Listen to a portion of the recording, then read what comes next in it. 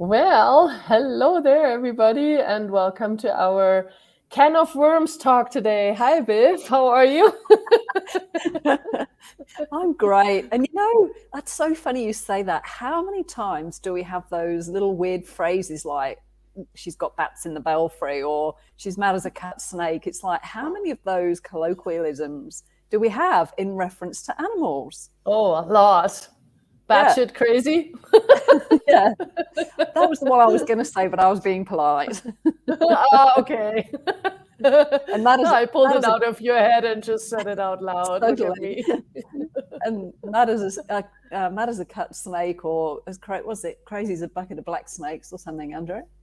What's the Oh my snake God. I saying here? think I think that's an Aussie thing. Yeah, I've never heard yeah. I that was just going to before. say it's very much an Australian thing. They've got lots of them here. It's a whole other language in Australia. Yeah. Well, I'm So sure what's up? everywhere where there's different animals, I wonder what the Yeah, Eskimos are saying about wolves and, po- all of polar that too. bears. Yeah, Yeah, exactly. yeah. So, Does a bear shit in the woods? A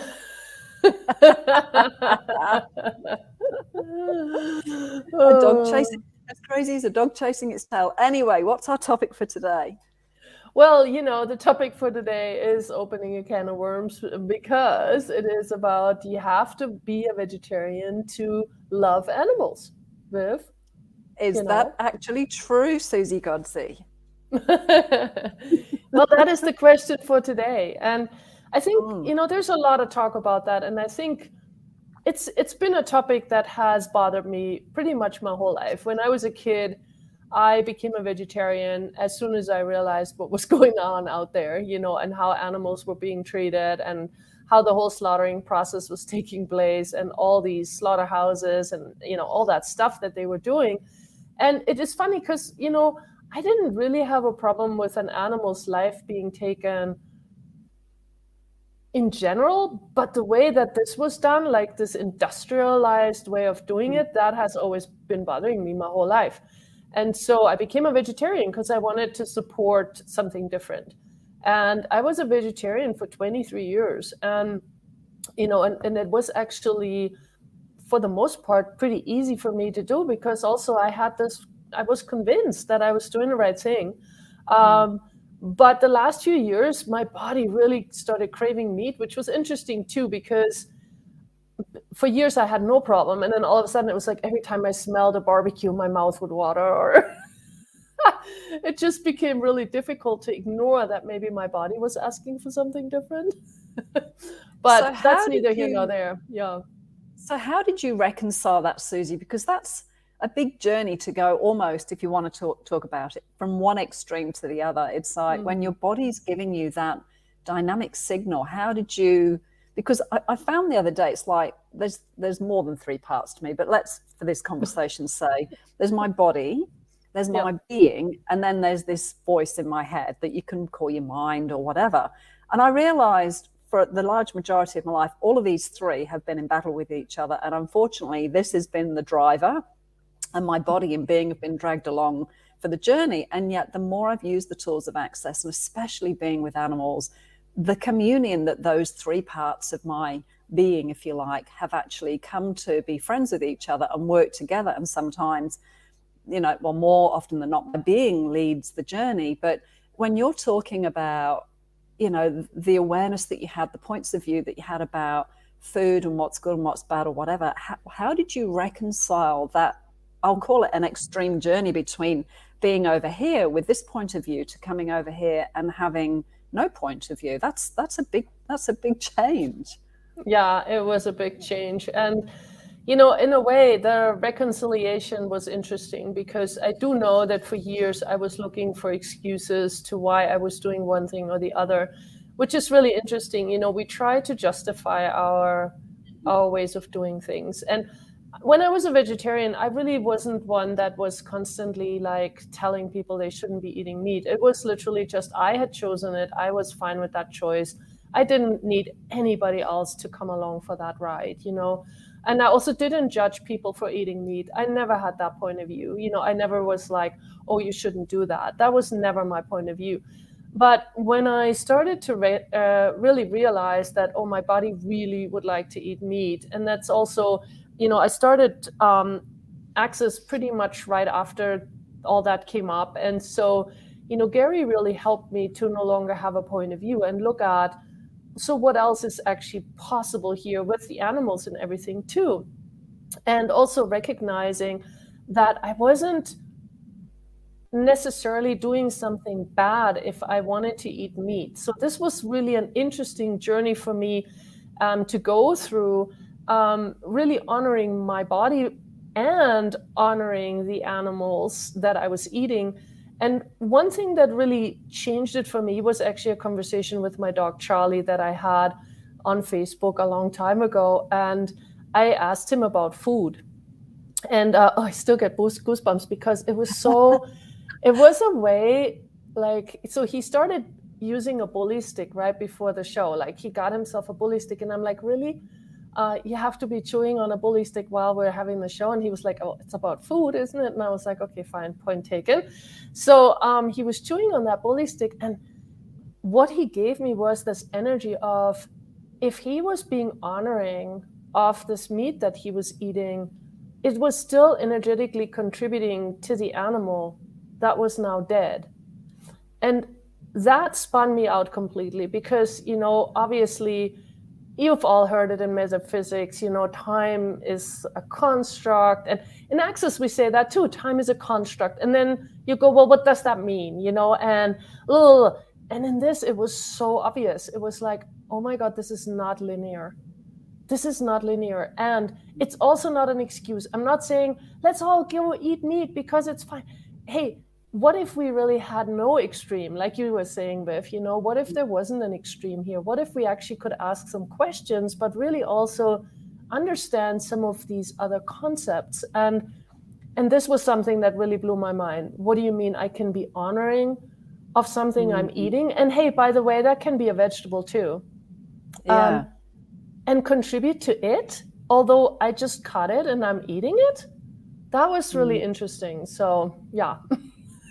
Yeah, that's such a great explanation, if that's the right word. But again, that's the willingness to look at something different. Because I think when we get really fixed on something, and we really defend a point of view, or we think we're right, and like you said, you genuinely, sincerely thought you were doing the right thing as a, I don't know, however old you were, 20-year-old or whatever it was when you chose to become a vegetarian. It's like, we have these points of view that we do defend, and we don't even realize we're defending them.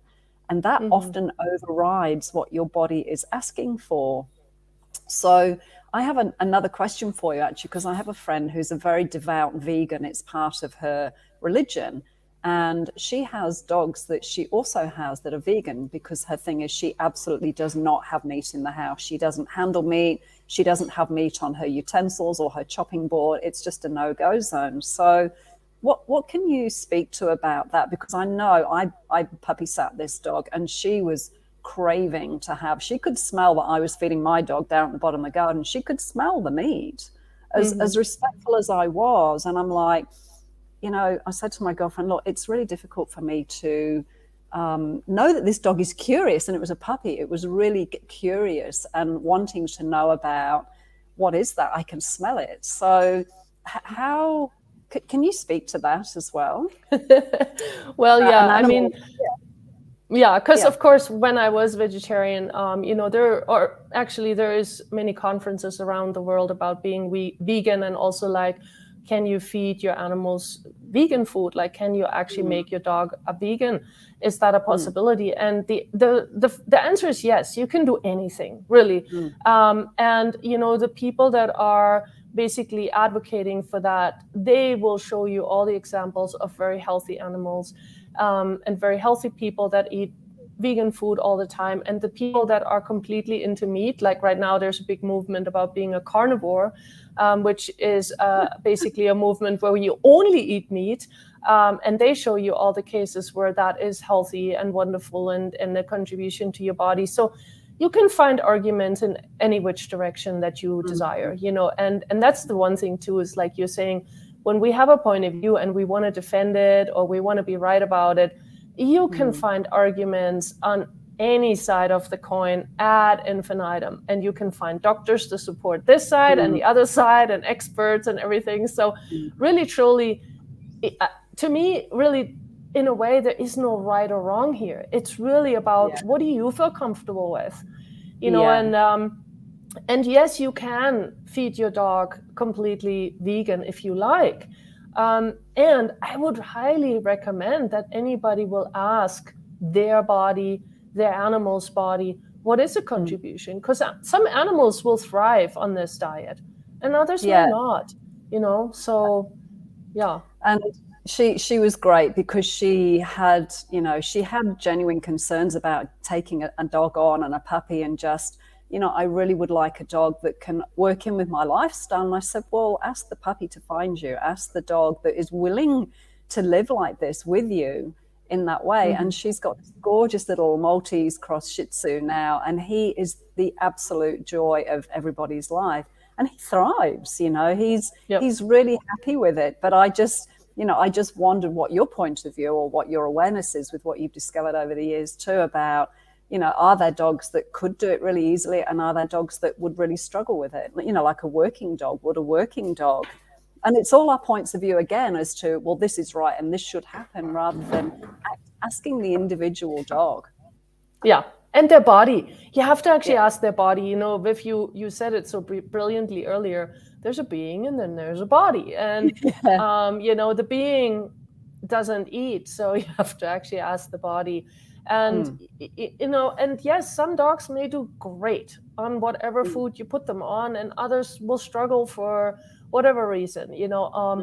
Every body is different. And I think that's where we have to acknowledge that too, that, you know, every body is different. But the thing is, dogs are foragers, you know, they're not just meat hunters.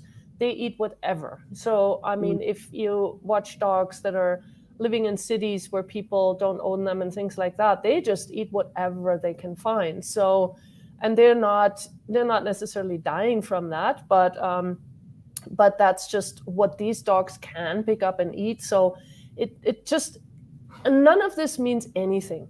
Okay. Yeah. So even when I say that now, it shouldn't mean a thing, because this is not to prove anything. I can't prove a point, because you can prove me the other way around. You know, you can. Because there is evidence for anything that you want to do, which is the fun part, and can also be sometimes the infuriating part, because in the end, nobody's right. Unless they fight to be right. So what would you rather be, free or right? Yeah, and it's interesting because we recently moved to a very agricultural area, and there's a lot of animal movement here, cows and pigs especially. And I've eaten meat my whole life. I did try a period of going vegetarian for a few years when I was a teenager, and after about, I don't even know how long I did it for, I couldn't do it. I didn't realize at the time, but my body was really needing that. So, you know, I did try it. And this is the thing, if you've got a point of view, I find for me going the other direction, just to have an exercise and indulge in it and work through it to see what it brings up, I find that often frees me at a lot of points of view. But this area here you regularly see and hear the big cattle trucks as the animals are being moved, from the property to the slaughterhouse. And it still brings up a charge in me when I see these animals with their nose poking out, and I'm still working on that. So if you've got a tool for me, I would be really grateful. I talk to them, you know, if I happen to be following them or I'm sitting at an intersection, I always say thank you to them, and thank you for giving their lives to us, you know, for us to eat. But I still get triggered, and I haven't yet been able to fully change that. Do you have something you can give me today? Well, really for everybody. And to be truthful, like, when I see these trucks, it's not easy either, because the thing that is so interesting to me, and actually, you know, you have these two wonderful people right down there in Queensland that actually were very inspiring to me, which are Tim and Tanya Bothams, that were raising animals on their farm for a long time. And what they would do is first of all, they had a person that would slaughter for them. that was really honoring and kind. And it wasn't like a mass production where the animals are being basically pushed through and stressed, and, you know, with cattle like prongs and all that stuff, where it was really like a quiet environment, you know, and the animal was honored, and it wasn't pushed, and it wasn't like, you know, tortured basically before it's being slaughtered. So and what they did was they put their truck on the property, and they would just tell the animals, tell their animal people that, you know, this is the truck for the slaughterhouse, and so whoever is ready, please get on the truck. And the fascinating thing was that every time they did that, animals would get on the truck, not because they bribed them or put food on the truck or whatever, but they were actually like, okay, cool, it's our time, and we're okay with that. And then they would go to the slaughterhouse. Everything was super calm. Like even the guy in the slaughterhouse would say, "My God, your animals are so calm." And it was like, because it was their choice, and they were willing to do this. And you know, some people might say, "Well, yeah, that's a great excuse for a meat eater to say that the animals want to die." Well, yes, I hear you. And, you know, I have to say, like, all these years of animal communication, there has been a few times where that I was really thrown. Hearing an animal say to me, "Hey, can you please get me slaughtered now? I am done. I don't want to do this anymore. Can you please, you know, like, I'm done. I want to go."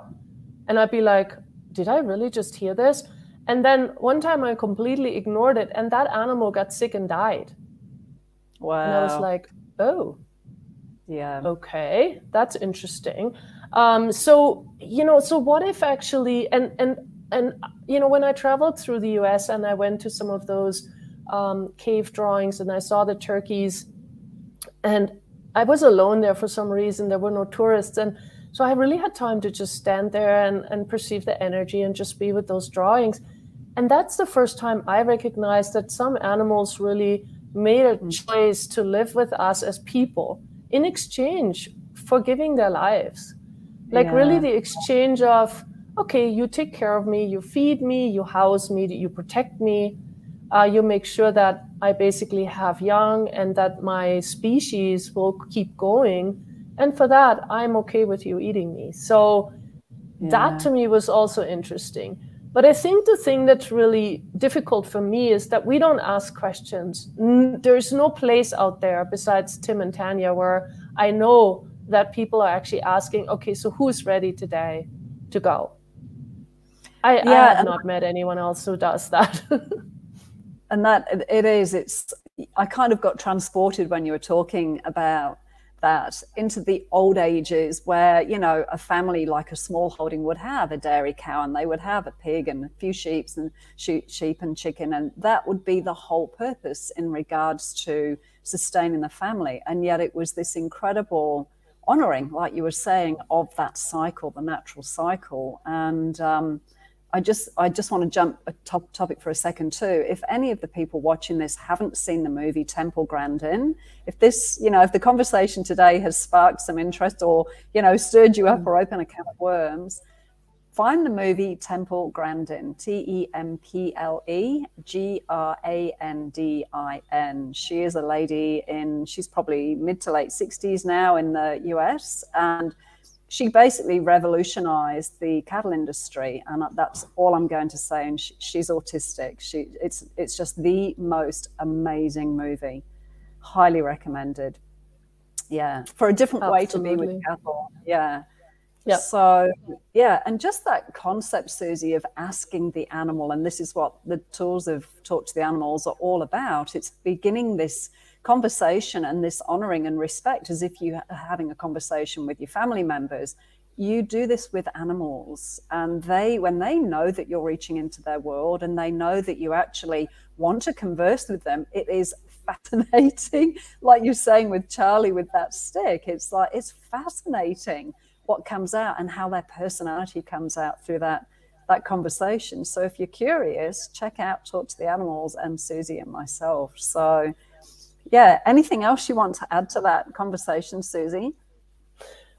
Well, it's interesting because, I mean, like I said, we might have opened a can of worms last time when we mentioned that, and we certainly opened a big can of worms today. And, this is one of those topics where you could easily be vilified any which way you go, and to me, what I really have gotten from Access over the last few years that I've been involved in tools and everything is that if we are willing to ask questions and really lower our barriers, and if we're willing to not be right anymore, then a whole different world can open upon us. And, and so the thing about holding on to any point of view has become less and less valuable to me. And that's been interesting because my entire life I've been a complete animal lover and advocate and all of that. And now with Access, it's become different. And I'm not saying let's just treat the animals like shit. That's not what I'm saying either. It's really more about honoring them, but also honoring us and really looking of how could this all work? And, and one of the things that is interesting is how, to this day, animals are still treated mostly as a commodity. And, but if you're really willing to tune into all molecules, everything is alive. Because, people that are anti-vegetarianism say to vegetarians like, well, you're eating a lettuce, it's alive too. So there's all this stuff that goes on where people are really trying to keep throwing things in your face one way or the other to kind of convince you that you're doing something wrong, or you're not fighting for the right thing, or you're being stupid, or you're being whatever, all these weird things. And to me, what if that could change? That's really where I feel like Access has done such an amazing groundwork to really get us out of all of these strange points of views and really look also, hey, what is actually true for me? And not to try to convince anyone else about that, but what is true for me, and really being willing to live with that and be that. And that's where your being gets to actually drive your life. You're able to make choices from a very light and expansive and inclusive space where you, like you say, Susie, what's true for me, instead of a lot of the points of view that we do get engaged with and fight and defend and make right and wrong aren't even ours in the first place. So how do you find what is actually your true reality? And again, this is the tools of Access give. For me, it's given me such a space of freedom and lightness and allowance of other people with what they choose, whether they eat meat, whether they don't eat meat, whether they're vegan or don't eat vegan. I have friends over for dinner that are vegan, and I love preparing food for them. I do my best to honor their choices and include them, but I don't make it right or wrong. I enjoy vegan food. I enjoy eating meat. So that sense of freedom, because we use a lot of energy, we don't even realize we're doing it, but we use a lot of energy to stick vehemently to a point of view and to argue a point that we haven't even questioned ourselves. So, if lightness, space, more freedom is valuable to you, you might want to check out some of the tools of Access Consciousness. That sense of oneness, that sense of peace that I think is so lacking in the world. And yet for me, this is what the animal kingdom and the earth and the planet and the plants invite us to, where there is just this oneness. There's the gifting and receiving from every molecule, like you said, Susie. Yeah, God, well said. Another massive topic. So I wonder what we're going to talk about next time. Yeah, me too. I'm excited. Thank you, Susie. This has been thank you, and thanks. Yes, thank you, and thanks for everyone for watching. And I noticed too today we got the least amount of comments we've gotten so far, but thank you guys for being here and watching, and thank you for some of you saying hello, and yay. It is definitely a big topic, and maybe we just stirred up a few ideas for you guys too, and something that you may want to look at, and really see like, okay, what is really true here for me, and also start asking animals about it, because that is really, to me, that has really changed it for me a lot. Starting to really listen to the animals and getting their points of views and their way of seeing this entire topic. That was a big turnaround for me to really go, okay, wait a minute, I have to let go of my righteousness here. I have to look at something different. Yeah, absolutely. So if we have stirred up a can of worms today or a beehive in your world and you would like to change some of those points of view, or you become aware that you are defending things that you don't no longer defend, you can find a practitioner or an access facilitator in your area. Go to accessconsciousness.com. You can reach out to Susie, you can reach out to myself, but please know there is easy, simple tools to get you out of anywhere that you feel that you're in this between your being and your body and your mind. There is a sense of peace and oneness that's available that we would love to invite you to have. Absolutely. Thank you, Susie. Thanks, everybody. All right. Thank you, and we'll see you all next time. And thank you, Ruth, for making your last minute comment here. And I would love to hear more about what you have experienced. All right, everybody. Bye-bye. Bye.